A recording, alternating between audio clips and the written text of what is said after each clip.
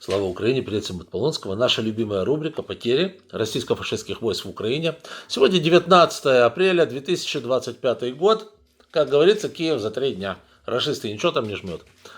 Итак, что у нас происходит? На фронте в нескольких местах сразу продолжаются атаки рашистов, но, скажем так, они, мягко говоря, неудачные. То есть то, что они сейчас делают, это скорее от отчаяния, от незнания, что и как сделать, и непонимания, что делать для того, чтобы достичь хоть какого-то успеха.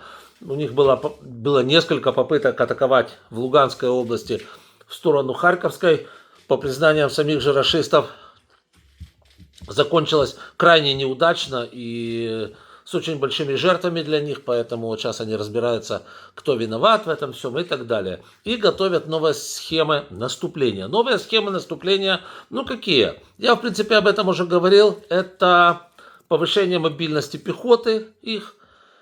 И для этого ее хотят пересадить уже с заканчивающихся китайских гольф-каров на начинающиеся китайские же мотоциклы. Да, они хотят атаковать на мотоциклах. И я вот даже на телеграм-канале, у нас ссылочка внизу в описании к данному ролику, можете посмотреть, разместил видео, где рашисты отрабатывают прохождение полосы препятствий в виде колючки на мотоциклах.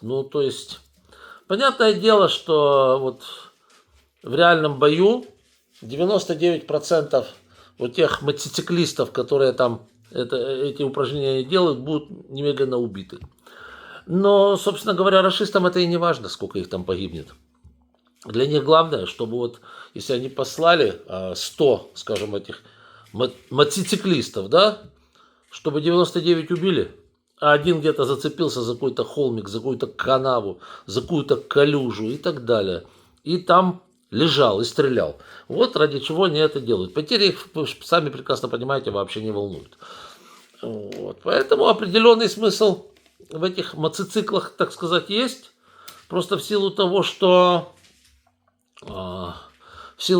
они дают пехоте скорость. И это действительно так, это действительно опасно. Я так надеюсь, что наше командование, конечно, об этом знает и смотрят эти видео, и методы противодействия какие не будем говорить, уже есть с тем, чтобы это не застало нас, как говорится, врасплох, а чтобы вот этим мотоциклистам было навпереловка, когда они пойдут в атаку уже в настоящую.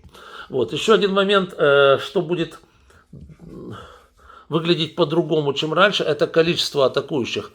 Из того, что мы сейчас понимаем, то если раньше они посылали там в атаку мелкие группы, там 3 человека, 5 человек, 15 человек, вот такое, да, то сейчас в атаку могут пойти сразу человек 100 или 200 на мотоциклах. Я же говорю, расчет совершенно элементарный, да. Ты послал 100 мотоциклистов, 99 убили, 1 остался. Уже хорошо, понимаете? Уже хорошо для них. То есть это надо тоже... Никакой паники здесь нет, никакой трагедии нет, мы все прекрасно понимаем, но надо это просто иметь в виду и иметь средства противодействия. Все. За вчерашний день потери у них, как говорится, в норме те же самые, что были раньше. 1180 уконтрапупленных чмобиков курсом русского военного корабля. И общее количество путинских федерастов, которые приперлись в Украину с оружием в руках убивать женщин и детей, но не шмогли и уже не шмогут, теперь составляет 940 150 голов. 14 танков за сутки. Это отлично. Это просто замечательно, друзья мои. Всего 10 676. 9 бронемашин за сутки. Всего 22 266. И 70 орудий и минометов ствольной артиллерии. Всего 26 600. Замечательные результаты. По всей вот этой вот железной требухе российской ситуация одна и та же. Ее не хватает, и очень сильно не хватает. Тут уже такие слухи пошли, что Путин на парад одолжил танки и РСЗО, ракетные установки у Токаева. Да.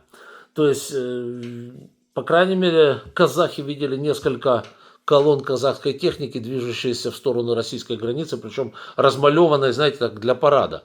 То есть с белыми окантовочками, знаете, да, кто вот принимал. Вот я лично очень хорошо представляю, как парады делаются, потому что В армии я их регулировал, было у меня такое, да, было в свое время. 40 с чем-то лет назад, 41 год назад, да? Да, было дело, так что я представляю, как это все выглядит, и сразу могу отличить технику парадную от техники обычной. Было дело. Так вот, да, это интересный очень момент. Такая вот размалеванная в стиле победобесия техника, значит, из Казахстана движется на Россию. Это что, получается, у Путина не осталось нормальной техники, чтобы просто прокатать ее по Красной площади, а потом пустить мясорубку на фронт, и через 15 минут она будет уничтожена. Ну, как-то так, судя по всему, это и выглядит. Если он уже технику на параду Токаева просит, это просто замечательно, конечно. Это смешно, если это правда. Да. Одна единица РСЗО, не знаю, град, солнцепек, еще что-то. В любом случае хорошо. 1368 всего. И 3 средства ПВО. Вот, ребята, это меня всегда греет душу, когда выбивают у них ПВО. Это значит, что наши дроны будут лететь дальше, и долетит их больше, и нанесут рашистам ущерба сильнее. Всего 1139. Дальше. Сбито 111 дронов за вчерашние сутки. Там и шахеды, и разведывательные и прочие дроны. А также было сбито 3 крылатых ракеты. Ну, мы видим, что они пульнули вчера, по-моему, 8 ракет по нам. В общей сложности. Да, ну, перемирие Трампа чувствуется. Ну, правда, уже Трамп там самосливается, поэтому даже о нем говорить не приходится. Всего 3148 ракет сбито. Ну и 208 единиц автомобильной техники. Рашисты на ней теперь ходят у нас в атаку. Вот, на небронированной технике гасят, собственно, личный состав. Ну, вот, собственно говоря, это и сказывается на уровне потерь. Всего 45 162. Ну, ребята, к чему рашисты пришли в сухом остатке? В сухом остатке они пришли к тому, что с техникой полный швах, если с лишним составом еще куда ни шло, хотя вот лишний состав тоже не хочет воевать. Видели, что вчера было в Краснодаре. Вчера в Краснодаре больше 100 чмобиков через забор дернуло из воинской части удирать, потому что они прекрасно знают, что если их пошлют на фронт, это будет последнее, как говорится, что они увидят в своей жизни. Вот, их там ловили, несколько человек таких смогло убежать от этих людоловов, да. Вот, так что это вчера у них такой был день побега. Не день победы, а день побега, да. Вот, то есть до них начинает доходить, что не стоит ходить на войну в Украину, потому что у контрапупят. Вот. Ну и техники не хватает. Техники, вы же видите прекрасно, если уже надо просить танк у Токаева для того, чтобы он по Красной площади прокатился, ну это уже полный швах.